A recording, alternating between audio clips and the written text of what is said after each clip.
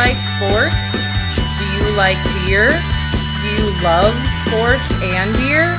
Then you're exactly where you need to be. This is the Huebs Views and Brews show on 1252 Sports Chicago. Cheers.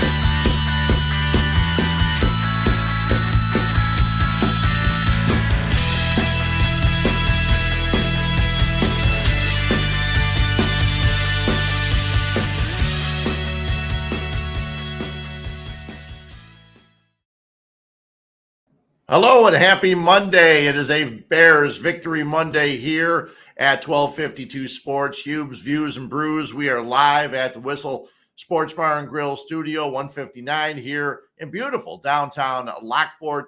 We're going to talk about the Bears' loss, but that's okay. They're building. They're building a franchise. They're building a winner up at Hallis Hall. They lose 29-22 to Kirk Cousins and the Minnesota Vikings, a game they could have won. And who would have believed that when the score was 21-3? The way the Vikings just ran up and down the field all day long in that first half. But the defense did what they've done all season long.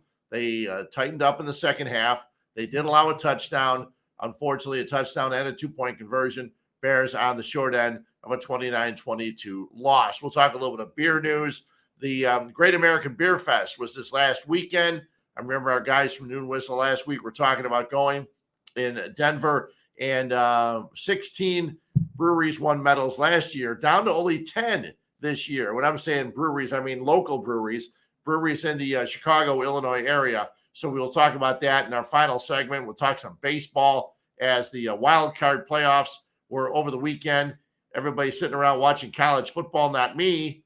Watching nothing but baseball all weekend long. There's a lot of fun, some good baseball played, some fun baseball played. And if you see my ears start sweating, I have no red hot on my ears. So Buck Showalter, if you're watching, don't go checking my ears. I'm good. So the Bears, 29-22, they lose in Minnesota.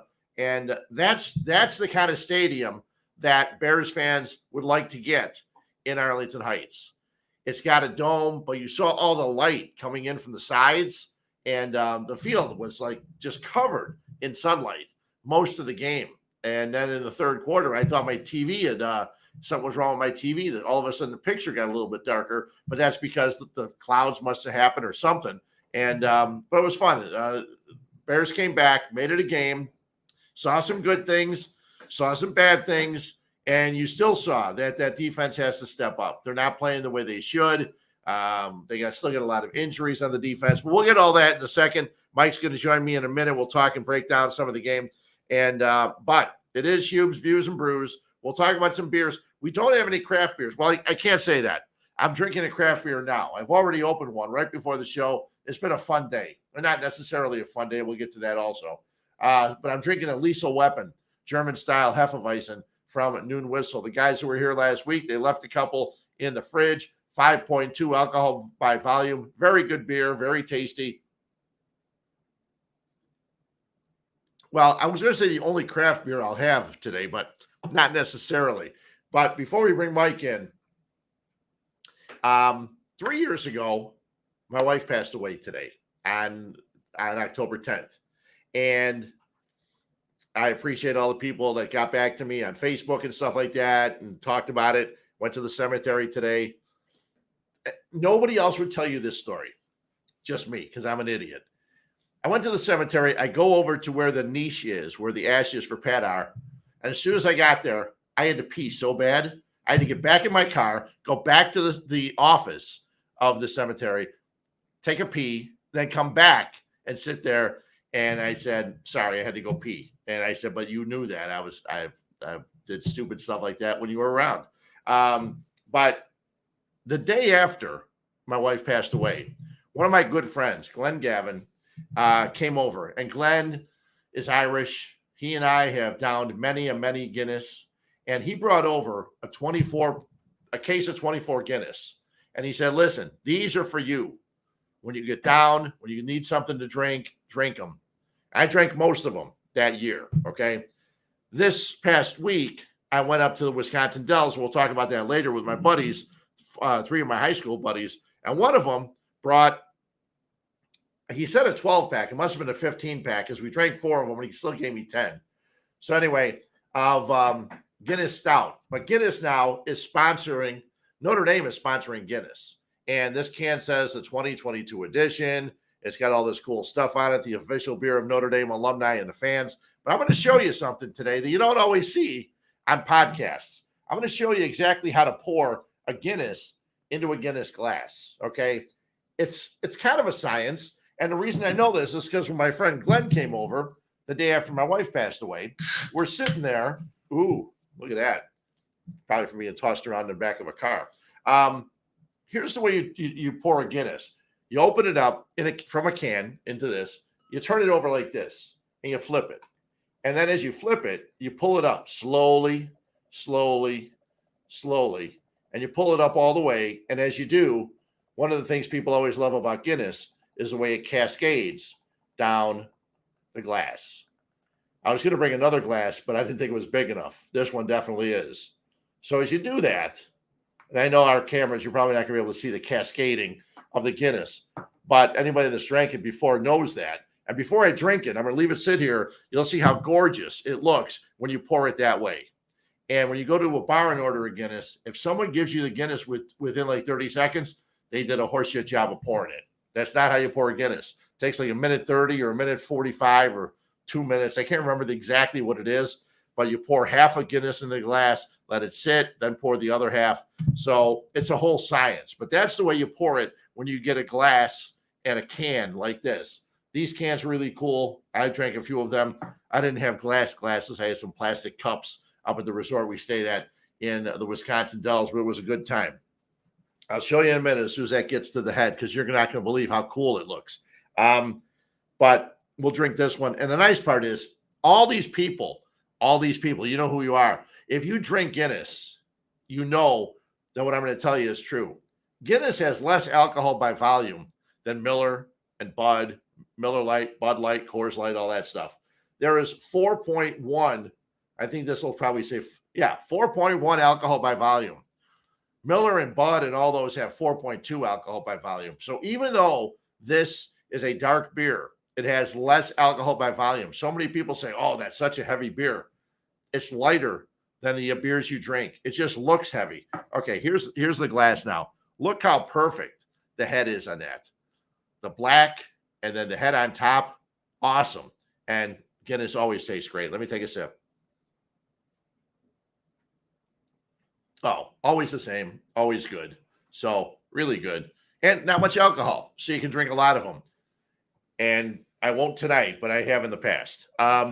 Let's bring Mike in. Mike's sitting over here chopping at the bit to talk about the Bears, because the Bears were 29-22 losers.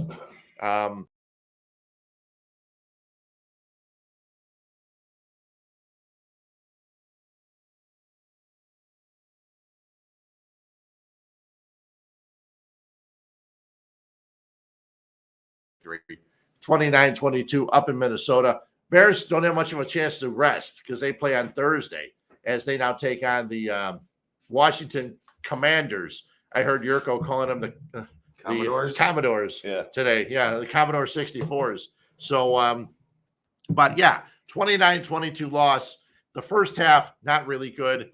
Mike was busy yesterday helping his brother with some post-wedding stuff. So you're lucky you saw most of the second half, which looked really good for the Bears, and especially for the one guy that's got to look good, and that's Justin Fields. Right, and Justin Fields, I mean, his second half yesterday was unbelievable. But let's touch on the first half, because I did watch the beginning of I actually watched the first half this morning. Yeah, on the All-22 stuff.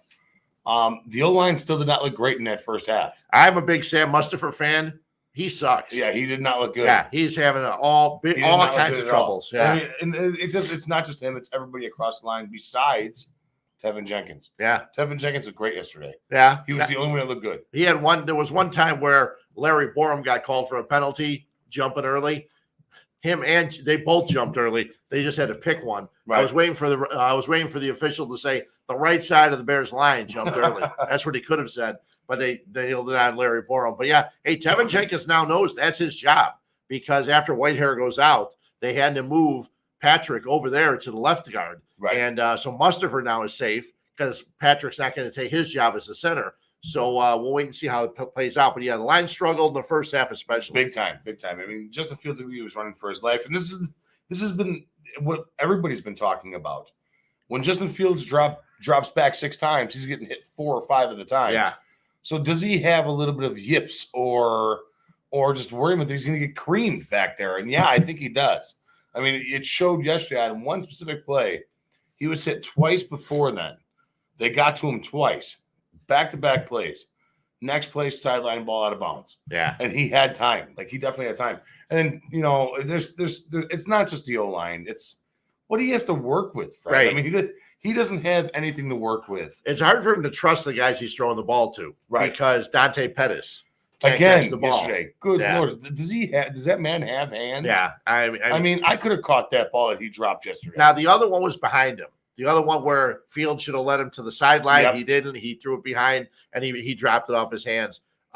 St. Brown didn't get a lot of targets. Nope. I would have liked to have seen that. Yep. But one of your favorites, Cole Mooney. Kmet. Oh, yeah. Cole Kmet, 4 targets, 4 catches.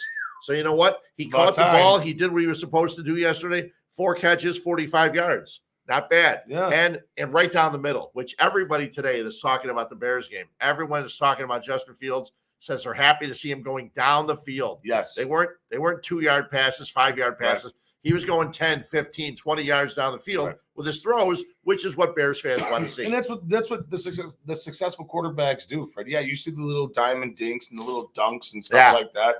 But guys like Aaron Rodgers and Tom Brady and Josh Allen, all those guys, the one that's the big one is the 7-11 one. Yeah. That's the one you need. I mean, that's exactly what you need. Yeah. And it was good to see it on Justin Fields yesterday, especially in that second half.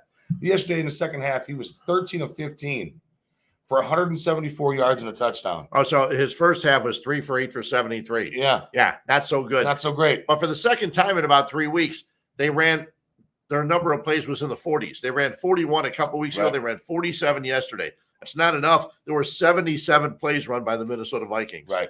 So you can't win. Yeah, you got to doing that kind of stuff. 74. Well, that also goes to what the Bears' weakness is now. Their defense is the run defense. Yeah. They couldn't stop me running the football right now. They couldn't stop you running the football. I'm pretty sure they couldn't stop my grandmother running the football right now.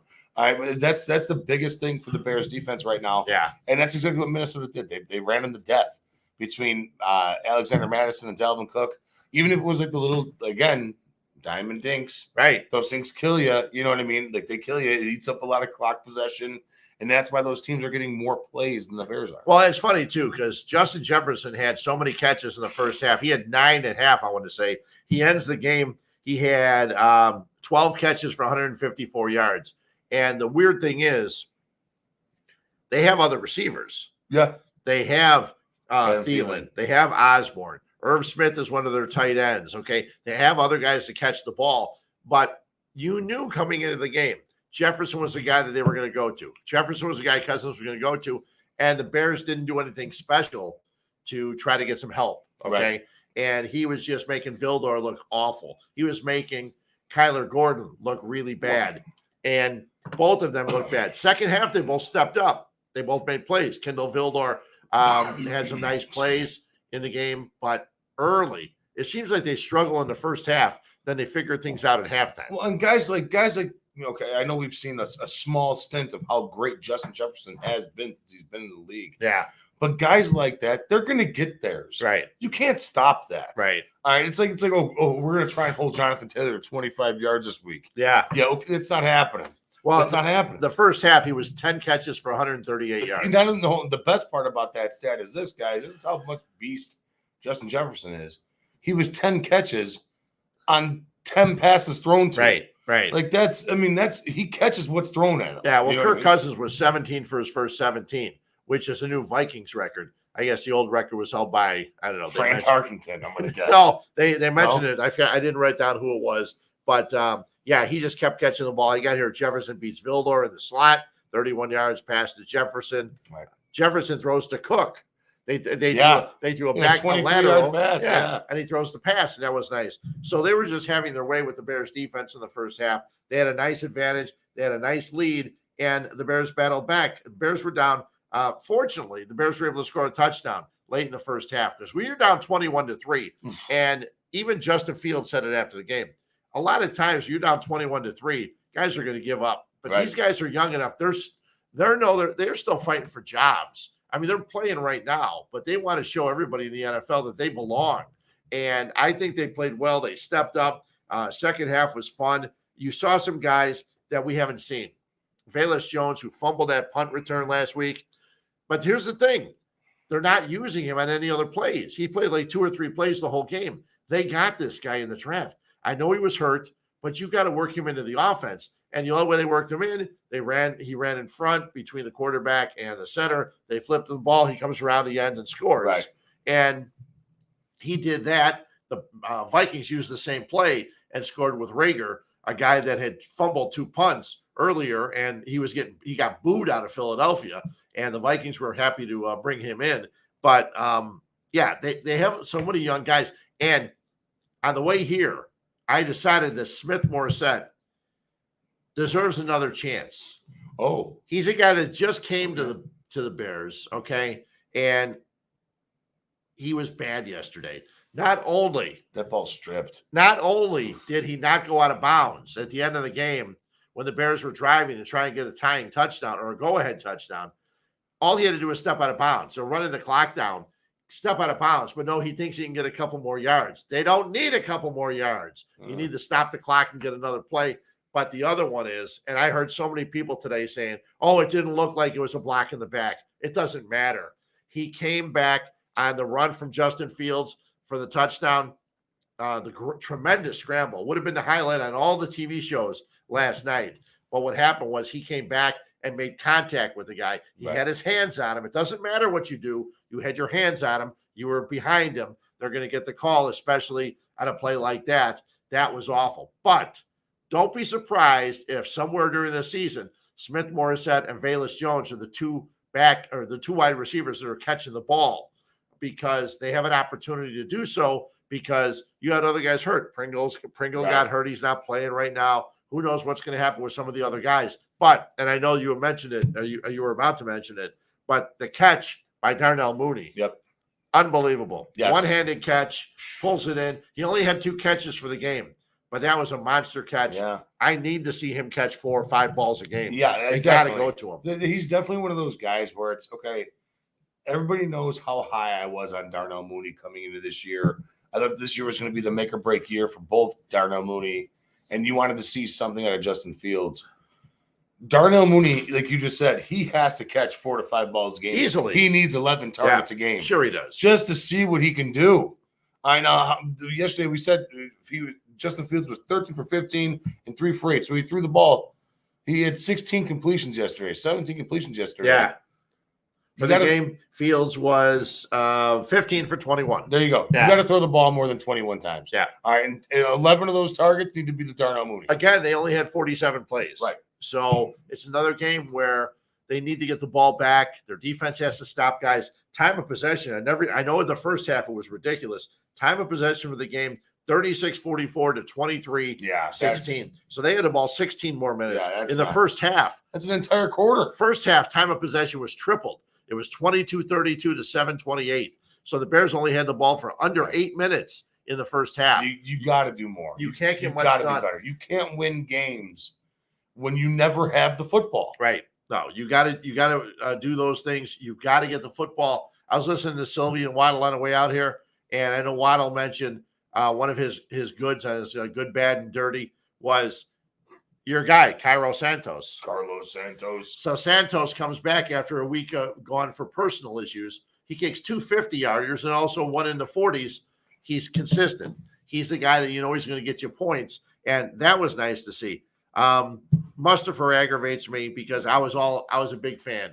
Kid out of Notre Dame, and an undrafted free agent. Just because that in Notre Dame doesn't mean he's any good. No, I know, but also this isn't Rudy. He worked with Harry Hiestand, who a lot of people thought was a really, really good offensive line coach until the Bears decided to fire him and let him go. But I did mention here a couple times on 3rd and 11, Fields gets sacked. I put looks lost, and this was all in the first half. Okay, they also snapped the ball before Fields was ready. Fields gets calls for a penalty. Of course, the Vikings decline it because he lost 2 or 3 yards on the play. But I'm sitting here taking notes throughout the whole game. And when Rager scores on, I don't know even what you call it, the little flip toss, to Rager as he comes around.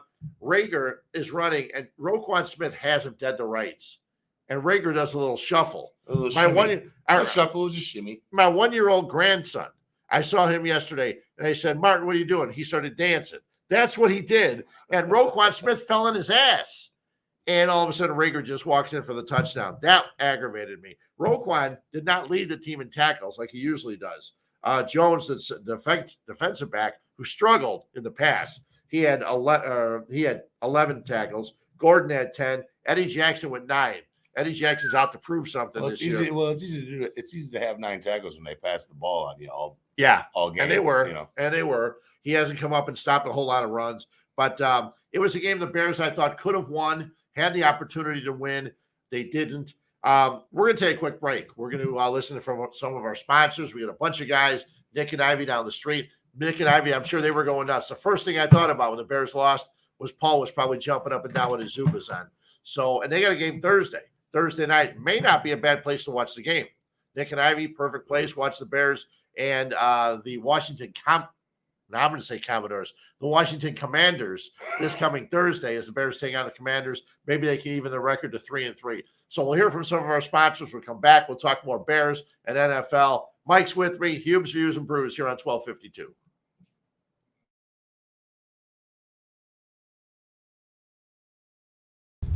Hello, this is Paul from Nick and Ivy Brewing Company. We are located at 1026 South State Street in historic downtown Lockport, Illinois. We are very excited to be partnering up with the FatMike ChicagoSports Show as well as the 1252 brand because we are one of the few Chicagoland breweries that embrace sports and sports culture. Come in for a fresh brewed beer made right here in Lockport while catching the game of your favorite team. Stay for the live music that we have booked every weekend. Or just come for a cozy atmosphere to enjoy a good conversation with a friend, loved one, or complete stranger. Nick and Ivy makes you feel right at home no matter what the occasion is. Follow us on Instagram and Facebook by searching for Nick and Ivy Brewing Company. Visit our website for our up-to-date tap list or to go shopping on our online store at nickivybrewing.com. That's Nikivy brewing.com. Come in today for a fresh brewed beer born and raised in Lockport, Illinois. Hi, I'm Jonathan Darren, licensed real estate broker with Coldwell Banker Real Estate Group in Homer Glen. Are you looking to buy or sell? Have you been disappointed in the past? The Jonathan Darren team with Coldwell Banker Real Estate Group focuses on providing you with a concierge level of service during the process of buying or selling. We are a service-oriented team with a fresh and professional approach to selling real estate. Our goal is to combine knowledge, skills, and passion to exceed our clients' expectations, and most of all, we truly care. We are a knowledgeable real estate team focused on offering expertise and innovative solutions for our clients. The Jonathan Darren team has 5 full-service real estate brokers and a dedicated full-time marketer servicing all of Chicagoland. We will customize a detailed plan around your timeline for a sale, purchase, investment, estate, or other needs. Real estate transactions can be stressful, but don't need to be. Let us handle it for you. Visit our website, homesbyjdt.com, or call 708-308-1938 today. Expect better in real estate. Choose the Jonathan Darren team. Hey, this is your girl Ruby from Habano Cigars in Homer Glen, Illinois. We are the best cigar lounge around. From Davidoff exclusives to anything Plasencias, from rare Opus X's and everything in between. We literally have it all. And if it's not here, we'll get it for you. Here at Habana Cigar Lounge, we host amazing and exceptional events on the last Thursday of every month. That includes free food, raffles, prizes, and giveaways. We're open from 9 a.m. to 10 p.m. Monday through Thursday, Friday and Saturday 9 to 11, and on Sunday 10 to 10 p.m. Again, we are located at 133 West 143rd in Homer Glen, Illinois, so drop by and give us a call today, 708-590-6473. Habano Cigars, Homer Glen. It's a vibe. It's a vibe.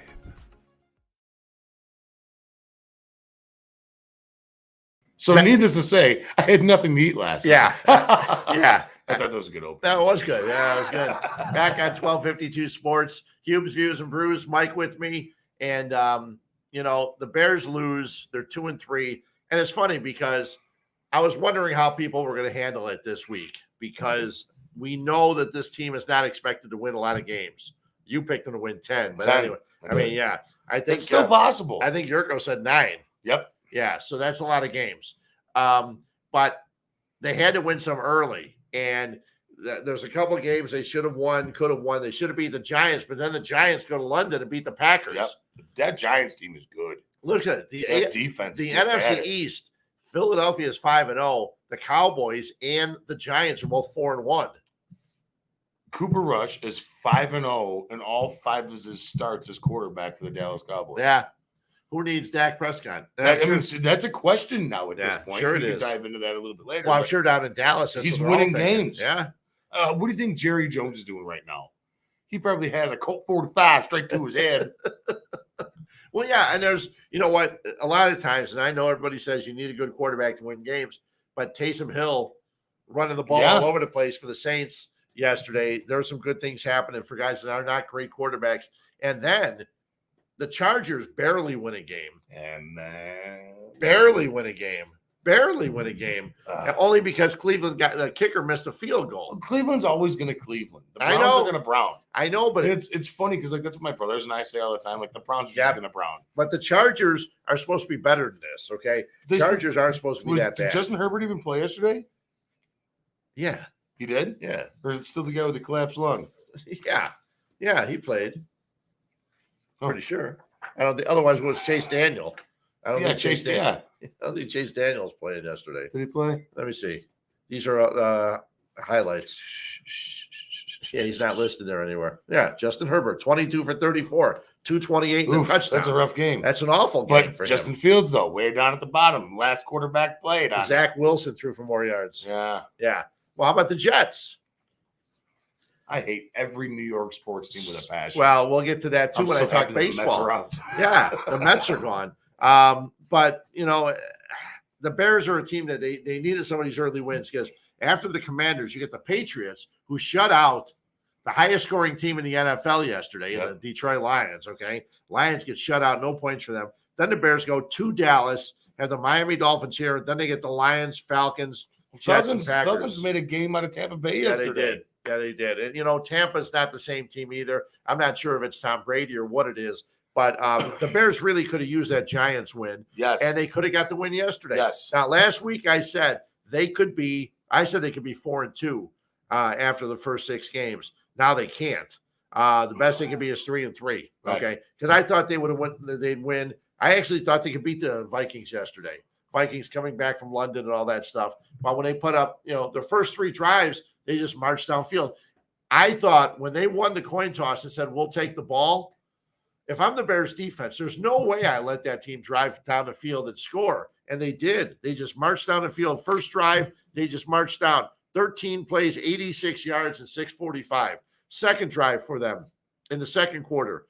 12 plays, 75 yards, and 6 minutes, 11 seconds. Yes, that's already 12 minutes of time between 2 possessions. The next one, 9 plays, 71 yards, 6:17. Yeah. These are all in the first half. 18 minutes. 18 minutes of the first half is eaten on 3 drives. Yeah. That's insane. They take a 21-3 lead. The Bears defense has to step up. And for some reason, they never play well in the first half. The touchdown they gave up in the second half was the first touchdown in the second half the Bears have allowed this year. Yep. Okay. So the defense figures things out in the second half. You need them to figure things out earlier. And a lot of people figure that Matt Eberflus has to be upset. He's a defensive-minded coach. He was the coach with the Colts the last couple of years, D coordinator. And now these teams are just running all over the place. So I have a legit running and throwing the ball. I have a legit question for you. You should the Bears got to figure this out earlier than the second half, right? Yeah. How can you figure it out on 3 possessions of football? How can you figure it out on 3 possessions for 18 minutes? How can you figure it out? Well, you got to have your offense hold the ball a little bit so you can figure things out. And the defensive coordinator can get guys together and go over the iPad and all the other stuff. Right. But the way the Bears weren't moving the ball offensively, that didn't help because the Vikings got the ball back. You have to have a little bit of help on the other end. There are a lot of notes I had here. The Santos 50-yard field goal, that was nice to see. Velus Jones, down in the 14. I don't know what I said there, why that was there. I'm trying to figure out and read all my stuff. I was taking the notes, and I looked at Linda. He says, I should rewrite these because I can't figure out what I'm saying. How about the Bears, the very first play of the game offensively for the Bears? They get a delay a game. The first play, they're not ready. After the Vikings score, the Bears come to the line of scrimmage, they get a delay a game. Unbelievable. How do you do that? That's just, I mean, seriously, it's maybe rookie coach, maybe technically rookie quarterback. Well, you'll be the players, though, too. Because Because you know what the first play is going to be. And the players doing? should know what they're doing. There was another one later on in the game, and I wrote it down here. I think it might have been in the fourth quarter, later in the game. All of a sudden, Justin Fields gets the call. He looks at the players, and he points to Dante Pettis and goes, "You're not supposed to be here." And all of a sudden, the other wide receiver runs in. That's not on the coaches, or it's on the receivers. Right. They know what's called. They know what's going to happen, and they're screwing it up. You got a lot of young players in this Bears offense, and think at the about same it. time, these guys have been playing football for a long time. I know. It's not rocket surgery. Figure it out. Yeah, I mean, come on. It's not rocket surgery. yeah. They have to figure this out at this point. Yeah. Dante Pettis at this point is a veteran in the NFL. Oh, sure. He should know where he needs to stand for a play. There's a reason the Niners didn't re-sign him, because he can't. There's something he can't do. But he Obviously, know where to stand. And Pringle was a guy that was in Kansas City, made some catches, but he gets hurt, and so he's down for a while. Justin Jones, another guy making some nice tackles. You also have Dominique Robinson, this 5th-round pick. If he's not making a sack, yesterday he's blocking a field goal, and that was awesome. And I cannot believe that there's actually people on the radio today doing sports talk radio that did not like the onside kick call by Matt Eberflus. I thought that was awesome. Yeah, I thought it showed balls. Absolutely awesome. You Show got balls. Yeah, you got to step up. You got to show. Now, some people said he did it because he didn't trust his defense. They didn't want to kick the ball away to the defense. But what you got to do is tell the defense, listen, you guys better be ready, because we're going onside kick. If we don't get it, they're going to be at midfield. As it turned out, there was a penalty on that, I think. So things worked out okay. Then the Bears ended up blocking the field goal. Yep. So everything worked out okay. There was not a big deal. But I thought that was an awesome call. I actually predicted early that the Vikings might have an onside kick. After they took a lead, 21-3, I said, you know what, at this point, why not do an onside kick? Run it up. Yeah, just run it up on them. Show that show that you're there to win. If they didn't do it, I said, I looked at Linda. I said the odds of them doing it are like 1 in 200. I said, but if they do it, it could work. But they didn't. I love the person who was holding the big face of Bud Grant. Bud Grant, one of the longtime coaches for the Minnesota Vikings. But yeah, Field scrambles, runs for a touchdown. That was awesome. And then you see Smith Marset called for the block in the back. But the quick throw off the blitz right after that, there's a blitz, and they let Kmet go down the middle, and Fields finds him. That's what we're looking for from a quarterback in this Bears team. And, it's very difficult for people on a week-by-week basis to say, this guy can make it, this guy can't, this guy can make it, this guy can't. It's hard. You can't do it. It's hard as a fan. It really is. Because this is me talking as a fan, not talking like how I come on here every week and talk. It's hard for the fan in me to be like, oh my God, is this the guy? Like, and like he has a second half like yesterday, and today I wake up. Yeah. I'm peppered. I'm like, all right, let's do this. I'm happy. Yeah. Justin Fields is my guy. It's a good let's thing. Go. It's a good thing. We'll but have then to you wait look till at that Thursday. first half, it's like, son of a bitch, man. I know. Like, that was not good. Yeah. That was not good at all. I want to see this out of Justin Fields. And where has this Justin Fields been? He said another interesting things in the post-game press conference. He said when he first got here, you see all these big guys coming, you hurry things up a little bit, you rush a little bit, then you realize this is football. Right. He's been playing this his whole life, okay? He's been playing football. He says, I just got to relax, calm down, run the plays I'm supposed to run, right, and don't get too over my skis. But he didn't say over his skis. I don't know if he's ever skied in his life, but you don't get too ahead of yourself. Run the plays, do what you can do. You know you've got ability. You know you've got talent. And it doesn't matter if at Ohio State he had the best blockers and best receivers and all that stuff. Right. He still had to run the plays. There were still guys coming after him, okay? Mm-hmm. And I think he's going to get better progressively as we go along. We can only hope.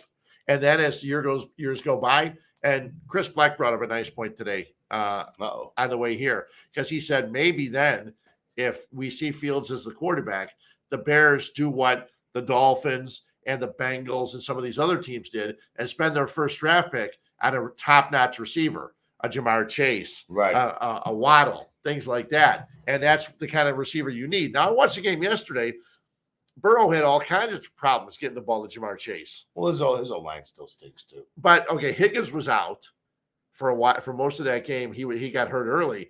And then you figure Terrence Boyd, you figure something. But they really didn't have a lot of success in that game yesterday. And then the Baltimore Ravens hold on and get the win. It was a good game. Tonight's game should be a good game, too. It should be. It's a divisional game. It should be a really good game. Yeah, and we'll see. I mean, and that's the other one that hurts too, is that you go out there and you battle back against a divisional opponent yesterday in the Vikings, and it's like, oh man, like you were so close. Like, damn it, you just needed that one win, especially if the Packers lost to Detroit. Yeah, but the nice part is that you get the divisional opponent again on your field. Yep. Okay, when the weather, no doubt, will be crap. That's the tough one. You know just as much as I do. That's the tough one. January 8th. Okay. Right. I'm actually, my brothers and I are trying to plan to go to that. Yeah. The odds are it's going to be pretty chilly. Okay. It's not going to be indoors at 70 degrees. So these Vikings players, well, and the funny thing is, all the Bears players are from the South too. Most of them played in Florida, SEC, all over the place. So nobody likes cold weather, but at least they get them again. And a team lost, so you don't want to lose twice to the same team. The Bears get the Packers again December 4th, and they play the Lions November 13th and then January 1st. So their last 4 games are not at any field. We're I may be going these back-to-back games. Actually, the game in Detroit. Yeah. They have a December 18th against the Eagles here. Then they play on a Saturday, December 24th, Christmas Eve against the Bills. No one's going to have a good Christmas Eve when the Bears play the Bills. That's not going to be good. Thank goodness. You never know. Thank goodness it's a noon Maybe start. Justin Fields comes into his own. I don't think that's going to happen. Listen, it's a rough run. You get Packers, a bye week, the Eagles, and the Bills. It's not an easy schedule. That's why I thought it was really important to win the game against the Giants, and they didn't do it. But then again, see the Giants 4-1 now. So. I definitely wanted to. My brothers and I were talking earlier. We're sitting there having lunch and stuff like that. We were talking about the teams that are surprising us as of late. Yeah. All right. Like, obviously, surprising us. The guys down there in Jacksonville, the Jacksonville Jaguars are until yesterday, but they've been surprising us a little bit. They were brutal. Dallas without Dak has been fantastic. All right. The team that's really surprising me 100% is the New York Giants. And I give that 100% to Brian Daboll. Yeah. All right. Brian Daboll has been fantastic. He was the guy that I wanted, me personally.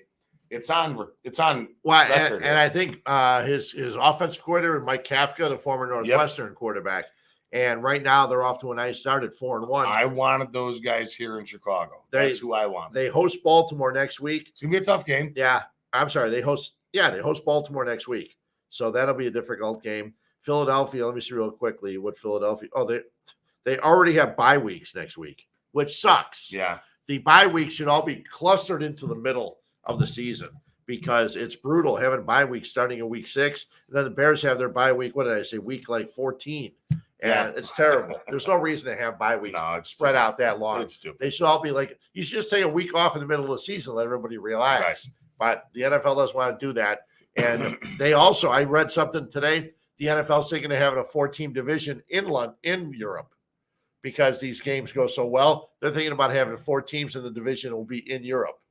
Whatever. I know. I hate the whole thing. Stupid. Listen, I'm just starting to understand soccer, and that's from over there across. There were some good games yesterday. Arsenal and Liverpool is a good game. 3-2 Arsenal wins. Ooh. I had Leeds. I got up in the morning. I was watching Leeds play against Crystal Palace. Leeds scored the early lead, and then Crystal Palace came back and scored a couple of goals. Really quickly, I just want to look at some of the top performers of the week. Damn, Josh Allen is so damn good. And the amazing thing, Diggs didn't catch the ball yesterday. Not very much at all. He's unbelievable. And Gabe Davis only had 3 catches. But for 171 yards and 2 touchdowns, he steals one away from the lineman or the defensive back. Mike Williams, 134 yards and 10 catches. Cooper Kupp just keeps doing it. He's the only guy in that team that does it. And if I asked you who Jacoby Myers was, would you know? Yeah, I know who he is. Okay. He is a little slot receiver from the New England Patriots. Yeah, he had 7 catches for 111 yards and a touchdown. Yeah. Lockett scored twice. Is he still up there in Seattle? Yeah, De'Ami Brown from Washington scored twice. I would not have known that one. No.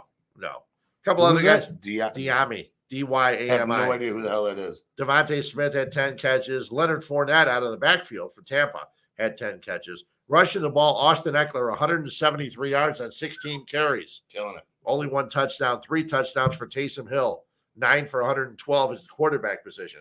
So the NFL is so hard to figure out. I made a 4-leg parlay yesterday. I took Jacksonville. Yeah. I took Detroit getting 3.5. They didn't score a point. Yeah. And I won the other 2 games, I think. But you're just right. a joke. The NFL right now is so hard to bet on. I'm in one of those. I was telling you earlier. Confidence pool. I'm in one of the confidence pools. Yeah. I start the week off. I lay 16 points, the max you can give. Indy. I start the week hot. I'm like, all right, baby, here we go. Wasn't the greatest game in the world. No, it sucked. Oh, that my game God. sucked. Russell Wilson stinks. Such crap. The Denver. To my nephew Teddy, I hope you're watching, Teddy, because the Denver Broncos stink, and so do you. That team stinks. Yeah, they're not good. Bad. They're not good at They're all. bad. Yeah. But I laid the 16 on Indy, and I wouldn't. I'm hot. I'm first place. First There you game go. in. I was one of 3 people who took Indy. I'm like, all right, baby. It's Sunday morning. I'm sitting there getting ready for football and everything like that, and and I recovering over a hangover and stuff like that. And across the pond, you get Packers and Giants. And the Giants, I had the Packers for 14. I was like, this flipping team, I tell you, I can't win nothing. I can't win nothing. It's not easy. It's absolutely not easy. So the Bears get the Houston. I don't want to say Houston. Washington Commanders on Thursday, and it's weird they play. It's weird that the NFL ever has Thursday games. If you want to have buys, have a buy for the team before they play a Thursday game. Okay, because it's not right in the NFL. Nobody in the NFL should have to play that quickly because think about it. Injuries and everything. They played yesterday. Bears were in Minnesota. It's not a long plane ride. Okay, Minnesota probably an hour and a half. Okay, to back to Chicago. They still had to recover today. Probably had to watch film. Game plan goes in tomorrow. Wednesday, the final stuff, and then they play Thursday. Right. It's stupid. It's really crazy. You should always have the teams that play Thursday should have a bye week on the weekend before. It makes sense. It could happen. And then coming back, have the bye week back. Or coming back, have the Thursday night game back. Yeah. So you're off Thursday to Thursday. Yeah, you could do that. Or Sunday to Thursday. Yeah, it'd be tough. Yeah. But they got to figure it out. Remember, there was a time where teams you had 2 bye weeks. And you don't want to do that. No. That's brutal. It's bad enough. I mean, I was watching the red zone throughout the day yesterday. I had the red zone in the corner and then the Bears game on the big screen. And there were some good games early, but not nearly as many as I was expecting. And then late, my Niners win. The Niners just got rid of Matt Rule. They said, we're going to beat you guys and your coach is going to get fired. That's what happened yesterday. What did I say? Niners. Yeah, Niners won't get rid of anybody. The Niners did have all their guys get injured throughout the course of the game.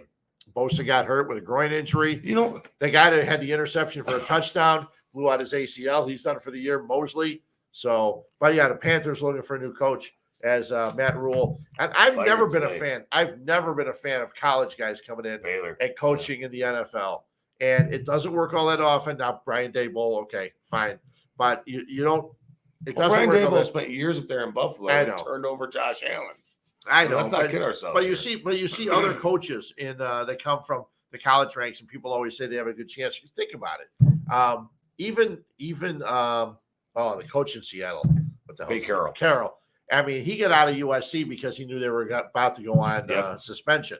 And he's a coach. He's been there forever. They keep throwing money at him. Did win a Super Bowl, though. Yeah, no, I know. And then when you do that, you can last forever.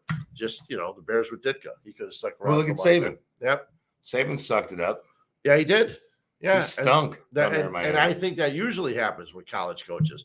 But that doesn't surprise me. We'll see what happens. Who's the guy from Notre Dame? Chip Kelly? Yeah. He lasted, 3 seasons out there in Philly? Yeah. And they're like, nobody. Yeah, not good. Can't do it. You got to recycle all those guys. Right. Usually it's and the kicker is Doug Peterson wins a Super Bowl, they get rid of him. I know. now he's in Jacksonville, but I don't know what happened He's yesterday. turning that team around, man. I know. I didn't watch that game yesterday, but I kept seeing I'm not the biggest Trevor Lawrence fan, but he's going to turn that team around. Yeah. I hope they get out of Jacksonville. What'd you say? I hope they get out of Jacksonville. What? Have you ever been in Jacksonville? No.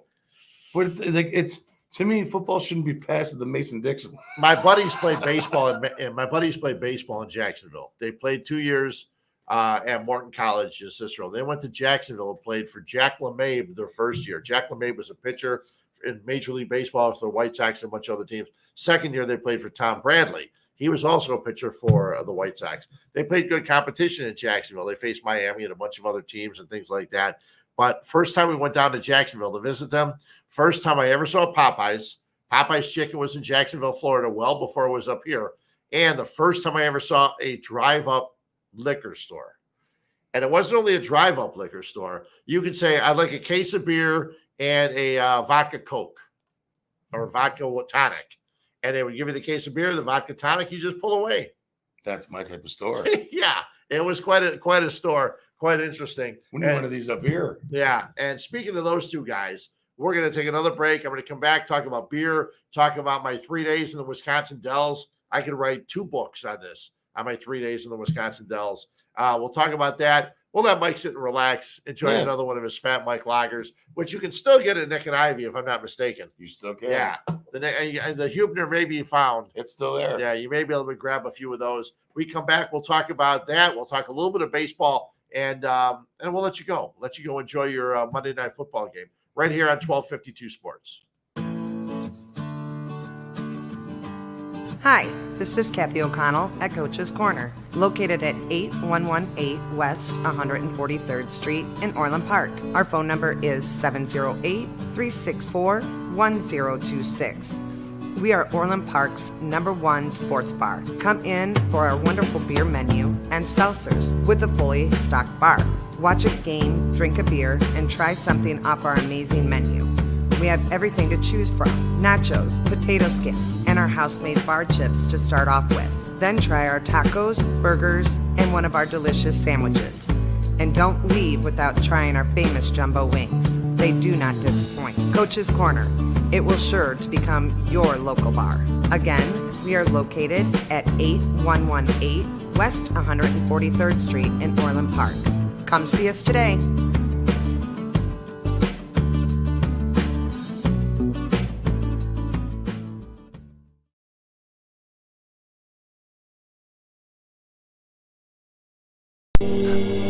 Aussie football, are you ready, brother? Real football action on a glossy game surface played shuffle style. Slide a shuffle puck at pass or run targets, and a free mobile app keeps track of every game detail. Easy to learn, but this game of skill is difficult to master.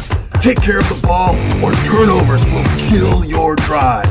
The game is guaranteed to get your competitive fire burning, and it's perfectly sized to take anywhere. The park, a barbecue, your next tailgate, or fun at home on game nights. Aussie football is simply the best, most realistic and competitive game of football available anywhere.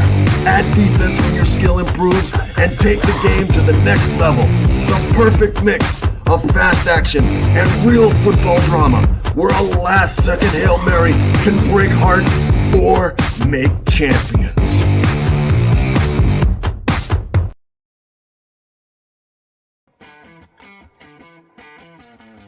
Megaplex Sports Complex is a 78,000 square foot center filled with hardwood and turf. They have baseball rentals with batting cages, softball, soccer, lacrosse, gymnastics, cheerleading, cornhole, basketball, volleyball, and pickleball. It also features a bar and grill with the best pizza and beef sandwiches around. They cater to events such as birthdays, graduations, corporate parties, as well as memorabilia shows. Check them out at Megaplex Sports Complex, 15301 South Bell Road in Homer Glen, 708-966-4210.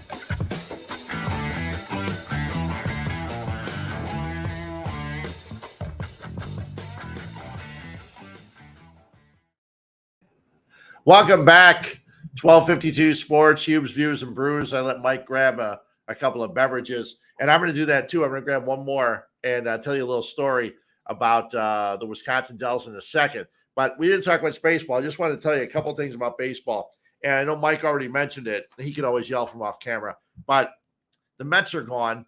The Padres and the Mets was the only series in the wild card playoffs that went 3 games. The other 3 series were both done on sweeps. 2 games straight for the Guardians over Tampa Bay, over Seattle over Toronto. So you got Tampa Bay and Toronto, 2 of the teams in the American League Eastern Division who are gone, okay? Then Philadelphia beats St. Louis. Philadelphia is down 3-0 in the 9th inning and scores 6 runs. And all Cub fans were happy because Cardinal fans were leaving. And then they win the second game, Philadelphia does. And then the Padres are fun to watch. They really are. They got a pretty nice team. They have some good pitching. Going into the playoffs now against the Dodgers, they have a best of 5. The next series starting on Tuesday night, best of 5. And it'll be the Padres going against the Dodgers. That's going to be interesting. I'm not sure how it's going to turn out, but Padres-Dodgers should be fun. Seattle never plays Houston well, but the Mariners had they had a comeback. Talk about a comeback.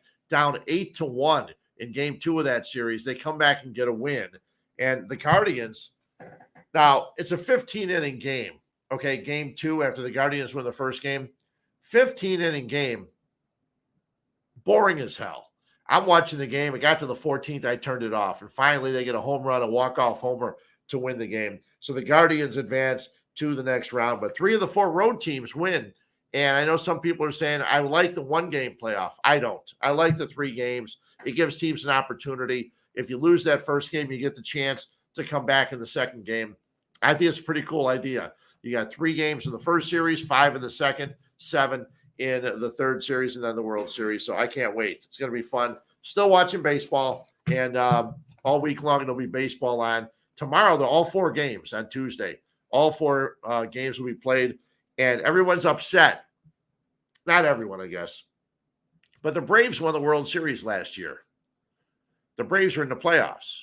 The Braves play the first game tomorrow at noon. Now, some people say the Braves should be playing in the evening or in prime time. You can't play prime time when you got the Yankees and the Dodgers because TV networks are always going to play New York and LA at the later games. It sucks. It really does. Because even when the White Sox were in the playoffs, they weren't playing late games. They were playing afternoon games. And it sucks because if you have LA or New York in playoffs, they're always going to play late games. And, you say it's not the way it should be. No, it's probably not, but it's always going to be that way. Okay. I went to the Dells with my buddies. 3 of my buddies, 65th birthday was this year. And we're saying, do we go to Vegas? Do we go somewhere, watch a baseball game? What do you want to do? And one of my buddies said, why don't we just go to the Dells? Your sister-in-law's got a resort there. I said, yeah. My sister-in-law's husband, her family has run the Meadowbrook Resort in the Wisconsin Dells since 1975. So we decided, you know what? We'll go up there. Perfect time because there's nobody in the resort. They had to be there to let us get in. But other than that, there was only one other group of people there, and they were up there for a golf weekend. A lot of golf courses up in the Wisconsin Dells. Perfect time. Weather was awesome. But we had adjoining rooms, which we always close that door because I never trust my friends. These are friends from high school. Thank goodness I had my own bedroom. My buddy Bob had his own bedroom. We missed our buddy Steve. Steve couldn't make it. He lives in Michigan now. It would be a long 4.5-hour drive. Decided not to come and make it. Plus, he knew we were going to be drinking the whole time. Not that Steve didn't like drinking, but he doesn't drink it right now. So anyway, we were drinking. And when you go to Wisconsin, you got to pick up a Spotted Cow. Now, I always thought Spotted Cow by New Glarus Brewing, it gets a lot of talk. And you say, well, Spotted Cow's a little bit overrated. But when I went up there, I had a couple of Spotted Cows, and you know what?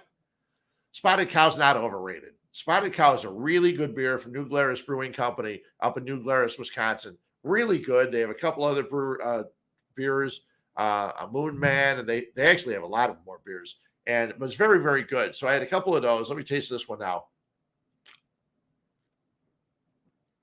Yeah, it's really good. It's let's see here. I don't know what percentage this one is. I know we were drinking them. I didn't care about what the percentage was because I knew I was going to drink a lot. And that's the weird thing, too. You watch the show enough here. I drink a lot of craft beers. Tonight, I guess you'd consider New Glarus a craft beer. It's made only in Wisconsin. You can't buy it anywhere else. You got to be in Wisconsin to buy it.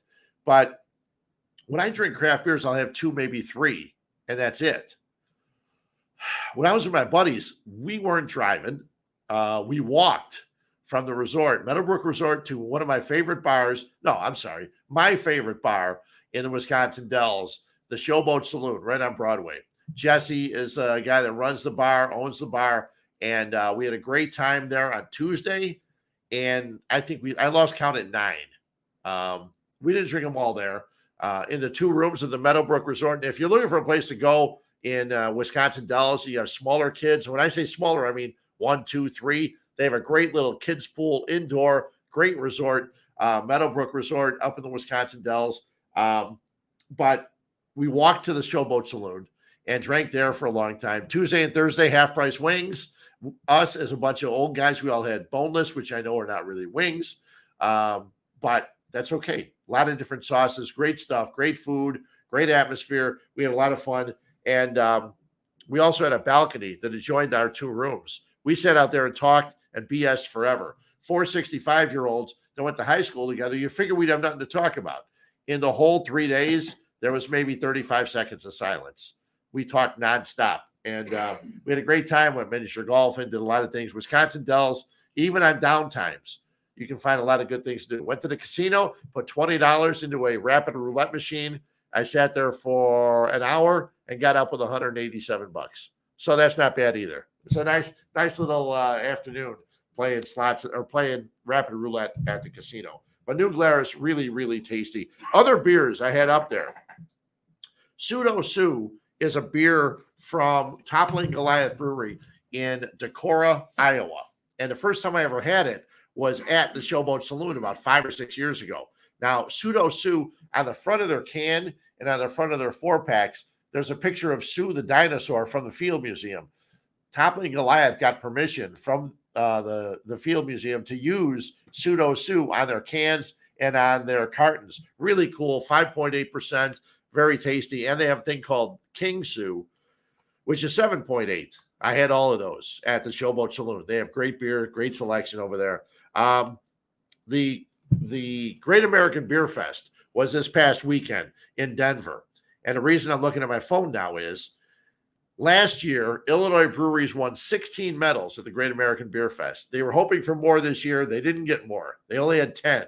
But here are the medal winners in Illinois. Bronze medal, Alarmist Brewing for Midwest Royalty and American Style Lager. Elmhurst Brewing, a great brewery in Elmhurst. Amberama, American Amber Lager. Pollyanna, which is in Lamont. The Full Lamonti, a gold or blonde lager. And Ravinia Brewing, Diversity Station, a juicy or hazy pale ale. Silver medals go to Double Clutch Brewing Company, Helles Lager. The Helles Rausch beer is a Munich-style Helles. Distilled Brewing, that's down in Bloomington. Their Dos Vidania Mexican Chocolate is a chili beer. I've had it. It's really good. Haymarket Brewing up in the city, Oscar Pardon, an American Belgian-style beer. And Antor Brewing, a Lightning Will, an American Pilsner. They only got 1 gold, Illinois, and that goes to Maplewood Brewing, the Fat Pug. It's an oatmeal stout. But 10 medals, nothing to sneeze at, and it just gives everybody an opportunity to keep working at it. All the breweries that we have on here, the 2 guys last week, Mike and Paul from Noon Whistle Brewing, they were out there, and they've got their Oktoberfest coming up on the 15th. A lot of other Oktoberfests coming up this weekend. Check on your Facebook and everywhere else. And speaking of beers, they've got 2 beers coming out on Thursday, Noon Whistle Brewing. And we talked about them last week with us because I mentioned how I had a habanero beer there. They have their Ghost Face Gummy coming out. It's a IPA, kind of a New England style hazy IPA. They have them in 2 styles, medium and hot. So I'm tempted to get out there. I'm going to try and get out there on Thursday because I can't make it to their Oktoberfest on Saturday. The Ghost Face Gummy. If you try it, let me know what you think. Let me know if it was too hot for you. Let me know if it was just right. And I will try to get it. You may have to go on out to the tap room either in Naperville or in Lombard, and check them out. I have a question, Fred. The one day we were over at Orange and Brew. Yeah. You and I split a mango hot pepper beer. Yeah, we Who did. made that beer? I can't remember. It was good. It was good and spicy. delicious. Yeah. It was a little spicy, but Yeah. as much spice as I could take. I know that I think they're canning both of these beers because I've seen them both in cans on their ad for Noon Whistle. So hopefully my guy Eric over at Orange and Brew will have those. So we can check that out. We had a great time at Orange and Brew because we had Deion Thomas. Chatted with him. He was an awesome guy. Yeah. Eric put on a great thing for us. It was fantastic. You didn't shoot free throws, did you? No, I didn't. I did. It was a mistake. I'm very unathletic. Yeah, I was 3 for 10. Not good. Not good at all. But the Bears take on Washington on Thursday. We'll see how those things go. We'll see what we do show-wise this week. It's a weird schedule for the Bears. They played yesterday. They play Thursday. Then they don't play till the 24th, which is Monday night against the Patriots. And then the schedule gets tough. You get the Cowboys, and you get some other teams after that. Cowboys, Dolphins. And so it'll be interesting to see how the Bears do. See what Justin Fields can do against the Washington Commanders, who had a chance to win their game yesterday because Carson Wentz threw one right at the end of the game, and unfortunately incomplete. But we'll see what the Bears do. I'm looking for a win, even the record to 3-3. Keep it interesting, but keep developing the quarterback, the offense, the young receivers, the young quarterback. It's a developmental year, and if they can finish 500, I'd be happy. Mike, not so much, but I don't like this game. No, you don't like it? You're scared? I don't like this game. Scared of the Commanders? There's one thing I wanted to say with you earlier. I did not like this game. Yeah, we'll see. Mike does not like the game. I think the Bears will win, so we'll see who's right. Thanks a lot for jumping in. Thanks to all of our sponsors. And don't forget, you can always find our stuff. If you missed one of the shows, if you missed the show with Noon Whistle last week, just go to you can go to YouTube, go to Twitch, go to Spotify, hear all the shows there, catch them all. And we had a great time with Mike and Paul from Noon Whistle. Drank a lot of beer, had a great time. And we do that each and every Monday here on Huebs Views and Brews. We'll see you next Monday. Don't forget, Mike's got a show coming up this week. He'll be doing more of a preview of the Bears and the Washington Commanders, Commodores, whatever they are, later on this week here on 1252. Thanks for jumping on in, and we'll see you next week.